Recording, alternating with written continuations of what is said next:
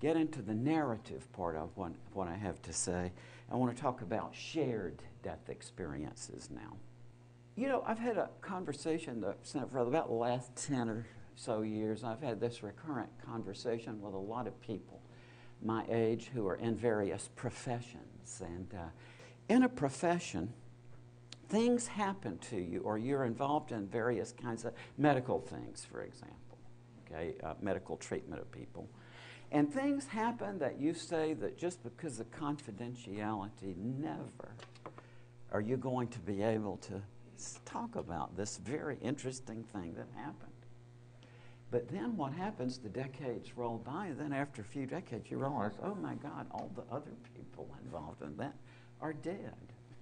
So why? And so basically, I have been interested in these shared death experiences for a long time, and it goes back to when I was a medical student at the Medical College of Georgia. One of my own wonderful professors told me about her own shared death experience as she was resuscitating her own mother. And she had a lot of these things that I was by then identifying as near-death experiences. But she hadn't been near death. She was just there, sadly, onto the situation where her mother had a cardiac arrest right in front of her. But she was trying to resuscitate her mother, and in that interim said she left her body and she could see herself trying to resuscitate her mother down below, and she saw her mother now in spirit form, to use her phrase, and she saw her mother go and join these other people, some of whom she recognized as people who her mother had known while this physician was still alive, relatives and so on who had passed away. And other people there she didn't know who they were, but she figured they must have been people that her mother had known before she was born. But she herself, this physician, was born. And then they sort of all got sucked back into this tunnel or tube, and it closed off and so on. But since that time, I've spent a lot of time talking with people with these shared death experiences. And I observed something very interesting, and that was that from the late 70s through the 80s, I was hearing these almost exclusively from medical personnel, doctors and nurses. And then kind of in the mid-80s, roughly, it seemed to shift over, and I was hearing a lot more of them from people who had been there at the bedside when a relative had died or a loved one had died. That shift was connected with the concurrent shift in hospital practice. When I entered medical school, the standard routine was that when the patient was dying, the doctors and nurses would come in and escort the family out of the room on the idea that it was too overwhelming for the family, and the doctors and nurses would take charge. Whereas now the hospital practice is almost entirely opposite from that. The doctors and nurses encourage the family to be there. And concurrently with that, I saw a shift of these shared death experiences from medical personnel to where they are now, which is mostly people who were there at the bedside when a dying loved one. And what I came to see about these narratives over a period of time, or these stories, is that they are identical to the near-death experience. That all of the features that I identified as in the initial near-death experiences that I studied years ago are also present in people who have these experiences at the bedside, who incidentally are not ill or injured. There's nothing wrong with the oxygen flow to their brain, and yet they have identically the same experiences that I hear from people who did come close to death and were resuscitated, for example. And what are they? Well, one of the most common features of this is that people say that they see the spirit of the dying leave the body.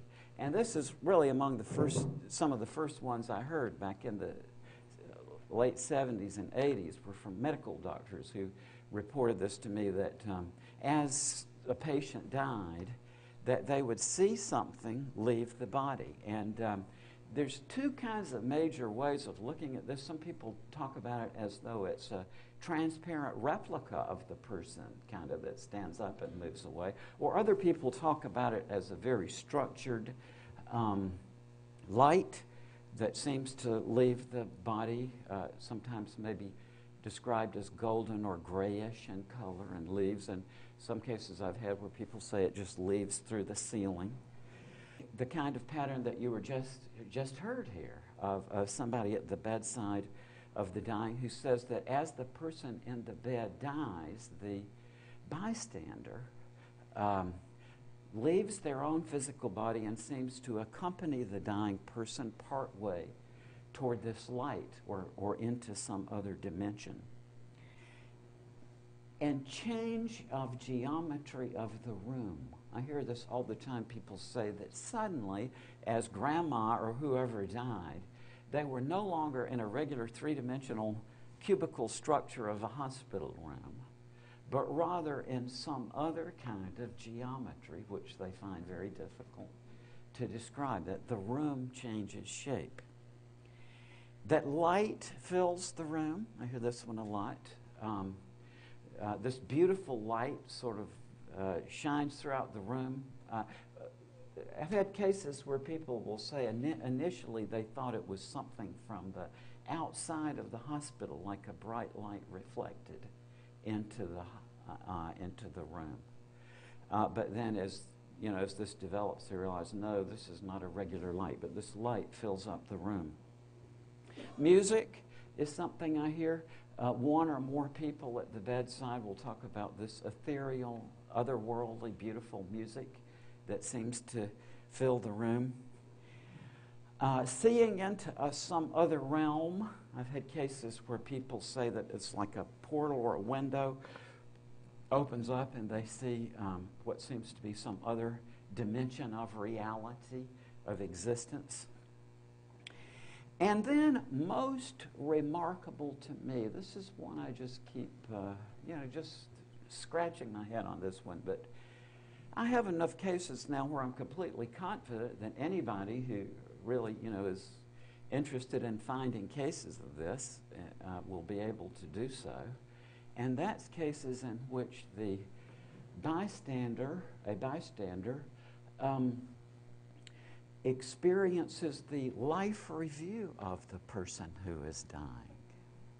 That's rather an intrusion, if you ask me, but people say, incidentally, that it doesn't have that feature of intrusiveness when it actually happens, that it instead is just completely natural.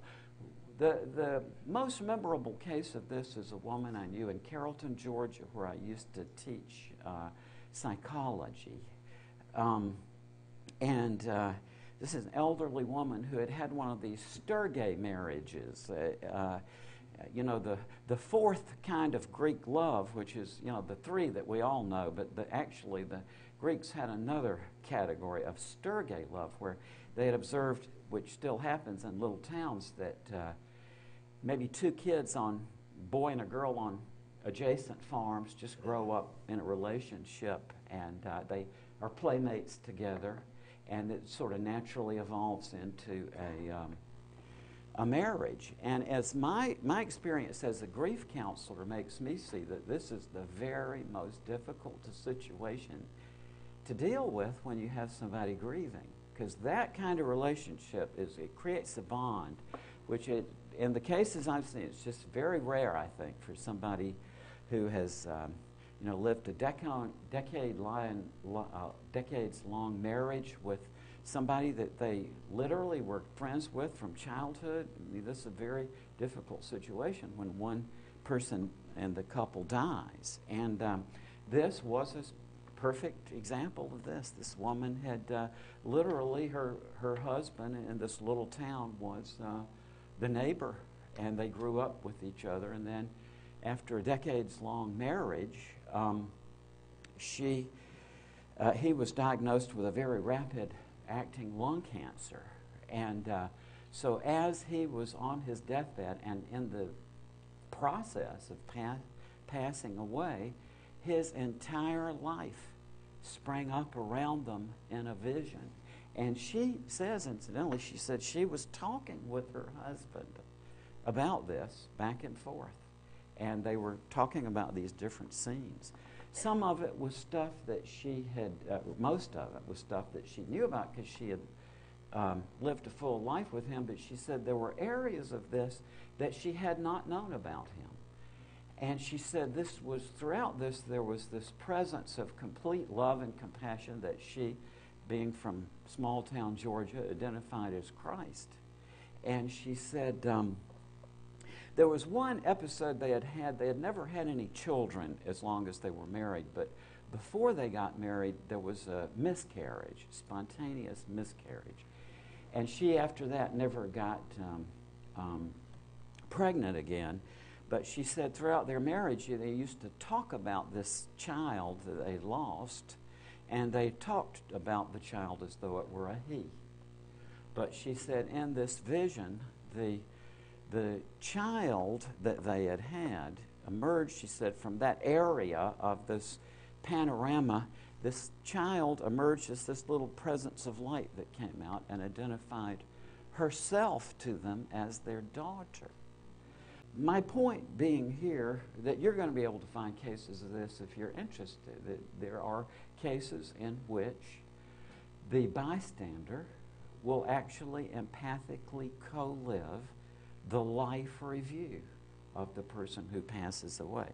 Now, to me, I don't see any means or any clear means of distinguishing that from a near-death experience. If all the components are the same, it seems to me that the fact that somebody is dying or being resuscitated is just a contingent thing.